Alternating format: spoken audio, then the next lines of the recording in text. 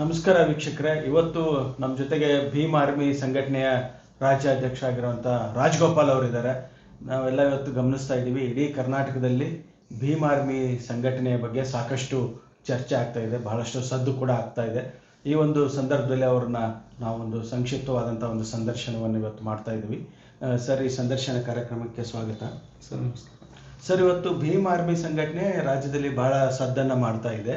ಅದರಲ್ಲೂ ವಿಶೇಷವಾಗಿ ಚಿತ್ತಾಪುರದಲ್ಲಿ RSS ಪಥಸಂಚಲನಕ್ಕೆ ಏನು ಅಡೆತಡೆಗಳು ಉಂಟಾಗ್ತಾ ಇದೆ, ಅಲ್ಲಿ RSS ವಿರುದ್ಧವಾಗಿ ಭೀಮ್ ಆರ್ಮಿಯನ್ನು ಮುಂದಿಡಲಾಗಿ ಹೋರಾಟ ಆಗ್ತಾ ಇದೆ, ಮುಂದಿಟ್ಕೊಂಡು ಹೋರಾಟ ಆಗ್ತಾ ಇದೆ. ಎಲ್ಲ ಒಂದು ಕಡೆ ಭೀಮ್ ಆರ್ಮಿ ಕಾಂಗ್ರೆಸ್ ಪಕ್ಷದ ಒಂದು ಕೈಗೊಂಬೆ ಆಗಿ ಇವತ್ತು ಕೆಲಸ ಮಾಡ್ತಾ ಇದೆ ಅನ್ನುವಂಥ ಆರೋಪಗಳು ಕೂಡ ಕೇಳಿ ಬರ್ತಾ ಇದೆ. ಇದನ್ನ ನೀವು ಒಪ್ತೀರಾ? ಇದು ನಾನು ಒಪ್ಪೋದಿಲ್ಲ ಸರ್, ಇದು ಸುಳ್ಳು ಆರೋಪ. ಯಾಕೆ ಅಂತ ಹೇಳಿದ್ರೆ ನಮಗೂ ಮತ್ತು ಕಾಂಗ್ರೆಸ್ ಅವ್ರಿಗೂ ಸಂಬಂಧ ಇಲ್ಲ. ಯಾಕೆಂತ ಹೇಳಿದ್ರೆ ನಮ್ಮದೇ ಆದ ಪೊಲಿಟಿಕಲ್ ಪಾರ್ಟಿ ಇದೆ. UP-ನಲ್ಲಿ ಆಲ್ರೆಡಿ ನಮ್ಮ ಪಕ್ಷದಿಂದ ಚಂದ್ರಶೇಖರ್ ಆಜಾದ್ ರಾವಣ್ ಅವರು MP ಆಗಿದ್ದಾರೆ. ನಾವು ಕೂಡ ಈಗ ಬಿಹಾರ್ ಎಲೆಕ್ಷನ್ ನಡೀತಾ ಇದೆ, ಚುನಾವಣೆಯಲ್ಲಿ ನಾವು ಅಭ್ಯರ್ಥಿಗಳನ್ನು ಹಾಕಿದ್ದೀವಿ ಅಗೇನೆಸ್ಟ್ ಕಾಂಗ್ರೆಸ್.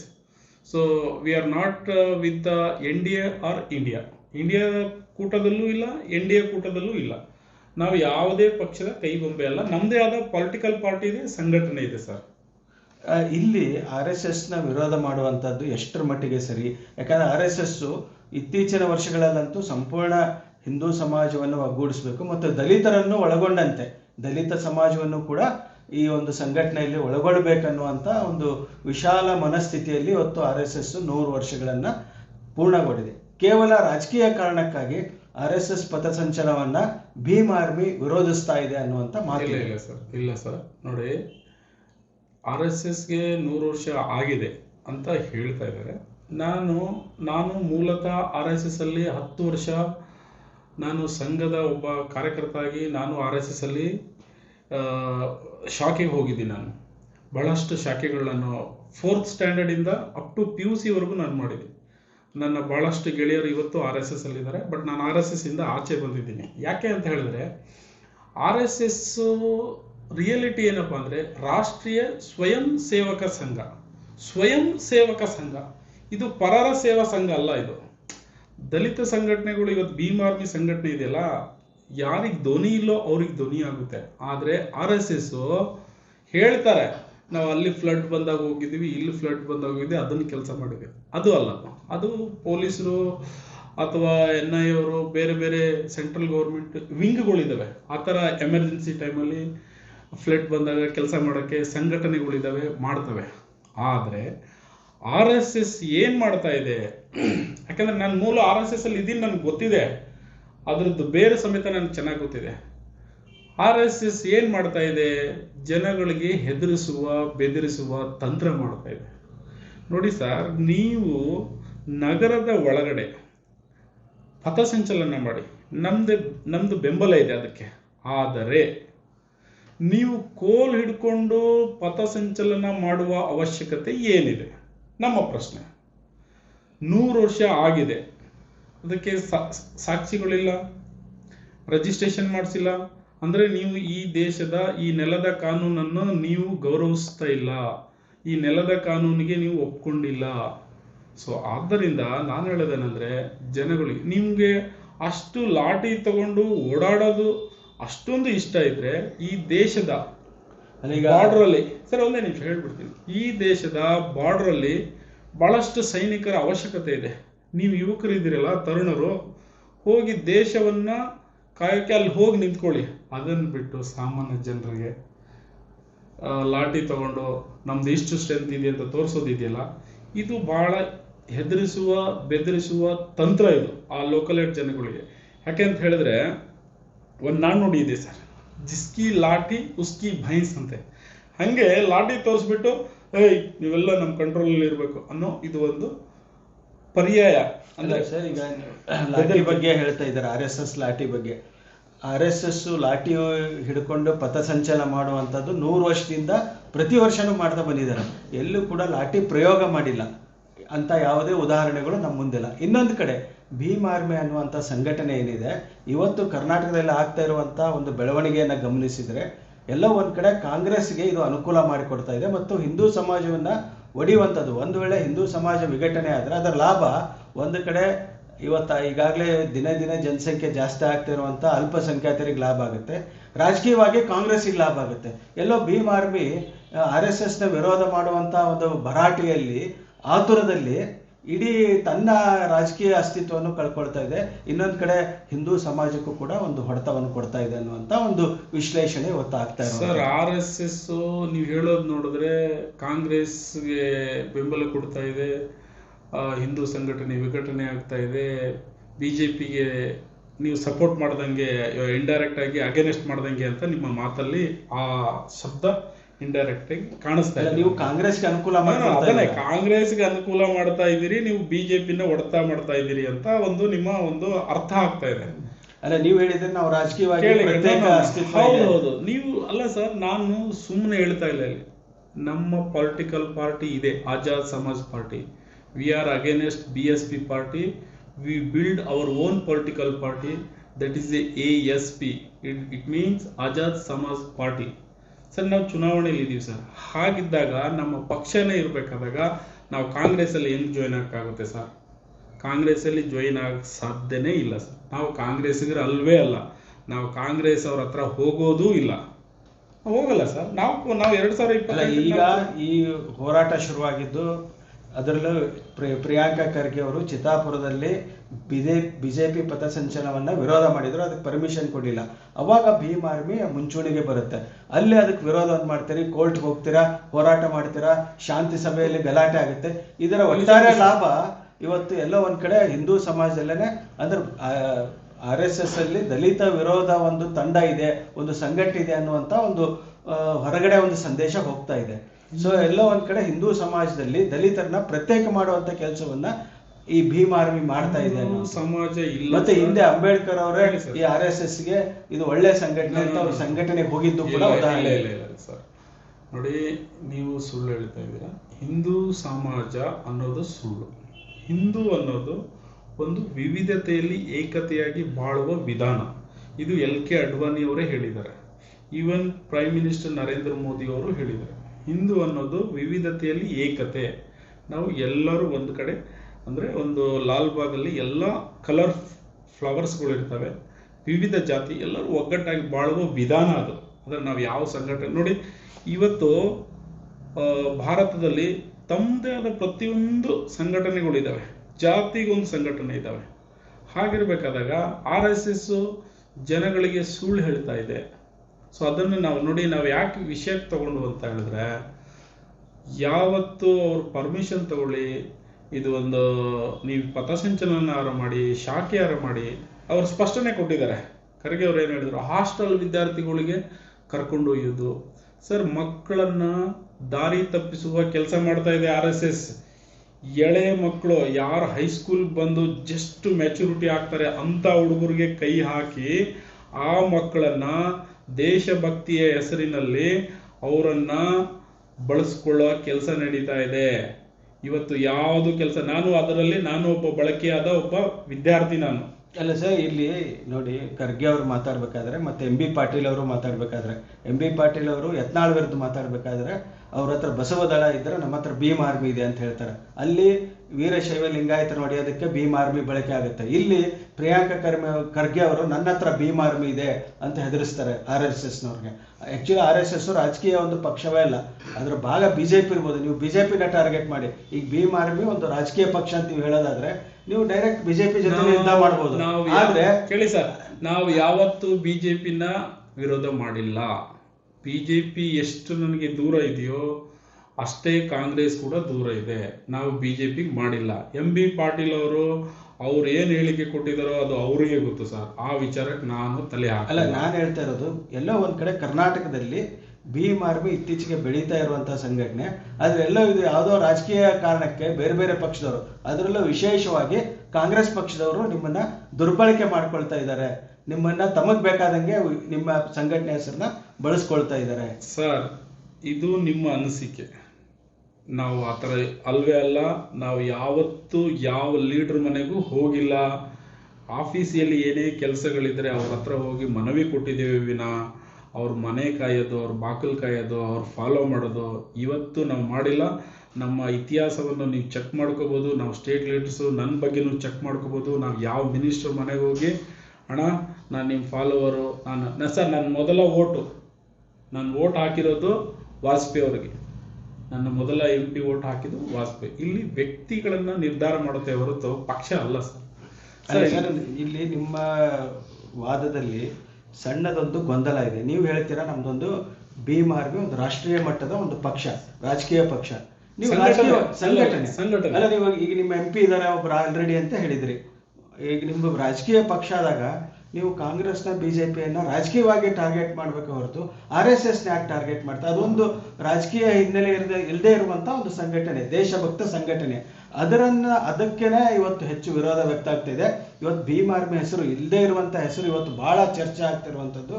RSSನ ಈ 100ನೇ ವರ್ಷದ ಪಥಸಂಚಲನವನ್ನ ವಿರೋಧ ಮಾಡಿದ್ದಕ್ಕೇನೆ ಭೀಮ್ ಆರ್ಮಿ ಹೆಸರು ಬಹಳ ಚರ್ಚೆ ಆಗ್ತಾ ಇರುವಂತದ್ದು. ಎಲ್ಲಾ ಕಡೆ ಶಾಂತಿ ಸಭೆಯಲ್ಲಿ ಗೊಂದಲ ಆಗ್ತಾ ಇದೆ, ಪ್ರತಿಯೊಂದು ಕಡೆನೋ ಪಥಸಂಚಲನಕ್ಕೆ ವಿರೋಧ ಆಗ್ತಾ ಇದೆ. ಇದಕ್ಕೆ ಭೀಮ್ ಆರ್ಮಿನೇ ಮುಂಚೂಣಿಯಲ್ಲಿ ಇರುವಂತ ಸಂಘಟನೆ.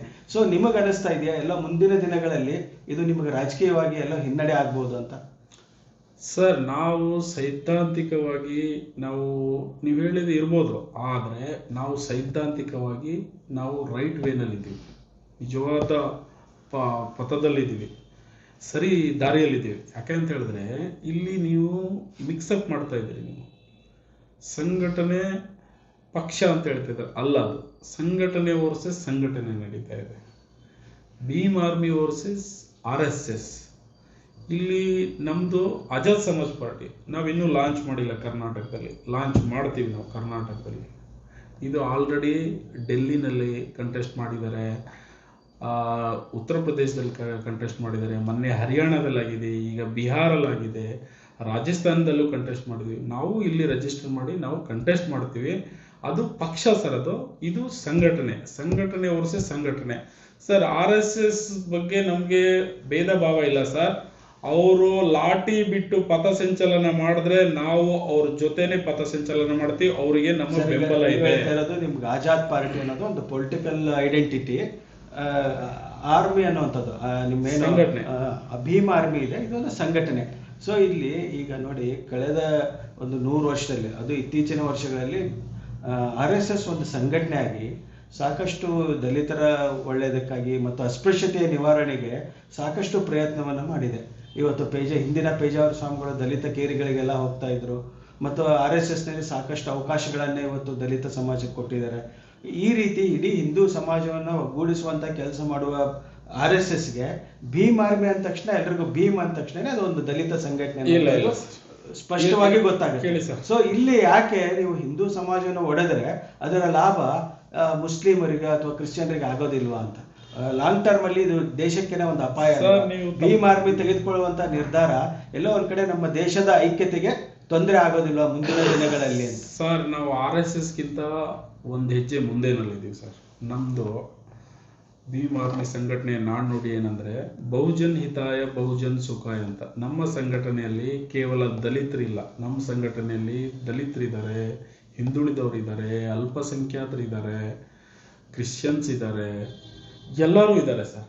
ಆಮೇಲೆ ನೀವು ಏನು ಹೇಳಿದ್ರಿ ಅಂತ ಹೇಳಿದ್ರೆ ಭೀಮ್ ಆರ್ಮಿ ಸಂಘಟನೆಯಿಂದ RSS ಬಹಳ ಕೆಲಸ ಮಾಡ್ತಾ ಇದೆ ದಲಿತ ಪರವಾಗಿ. ಇದು 100% ಸುಳ್ಳು.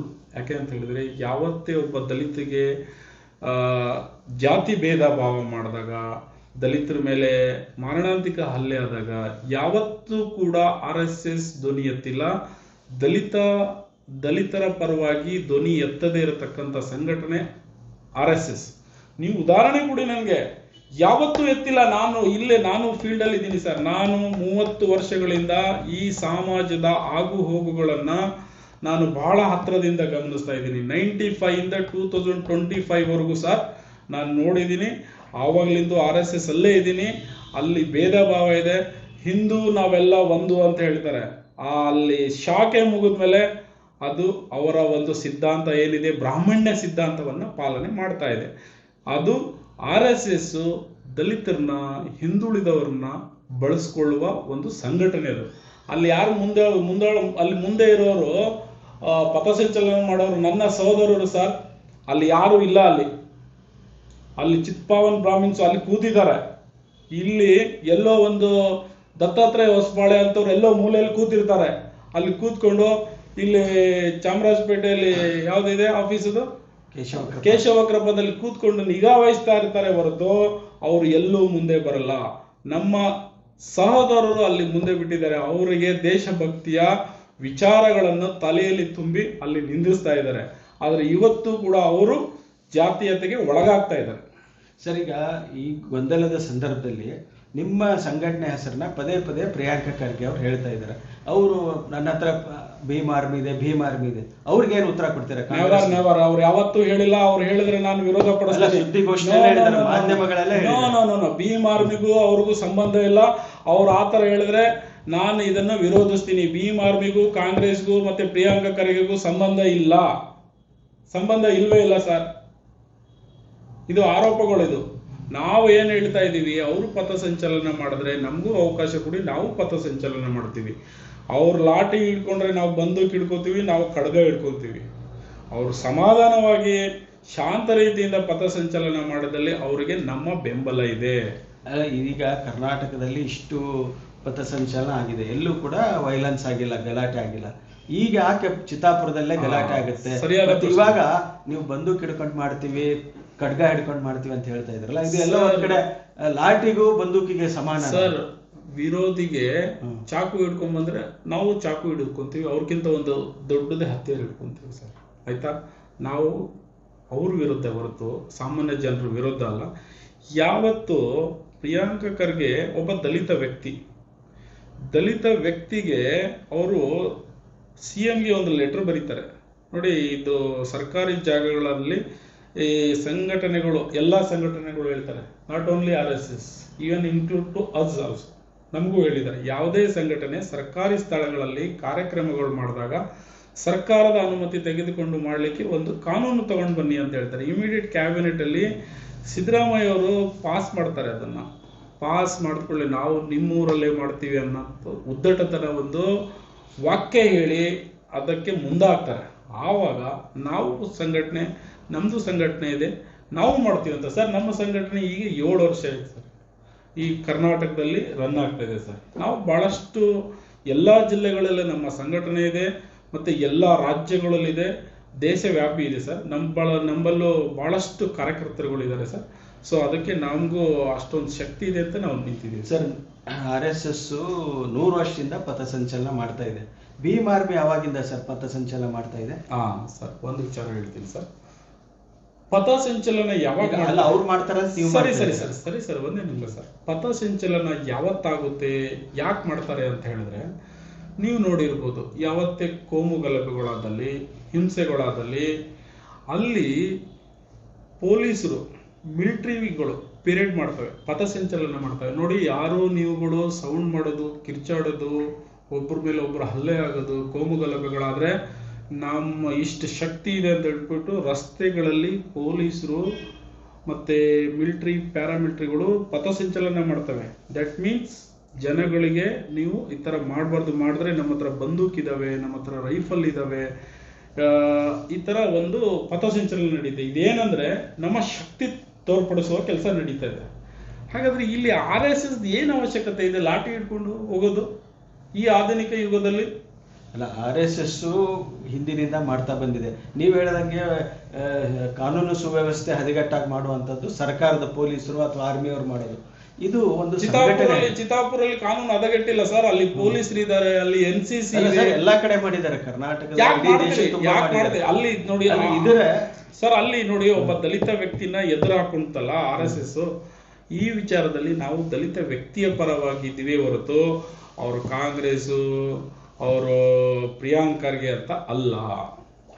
ಸೊ ಒಟ್ಟಾರೆ ಭೀಮ್ ಆರ್ಮಿ ಬಿಜೆಪಿಯಲ್ಲಿರೋ ದಲಿತ ವ್ಯಕ್ತಿ ಪರವಾಗೂ ಕೂಡ ಇದೀವಿ ನಾವು, JDS ಅಲ್ಲಿ ಇರತಕ್ಕಂಥ ದಲಿತ ವ್ಯಕ್ತಿಯ ಪರವಾಗೂ ಇದೀವಿ, ಸಾಮಾನ್ಯ ದಲಿತ, ಹಿಂದುಳಿದ, ಅಲ್ಪಸಂಖ್ಯಾತ ವ್ಯಕ್ತಿಯ ಪರವಾಗೂ ಇದೀವಿ ಸರ್.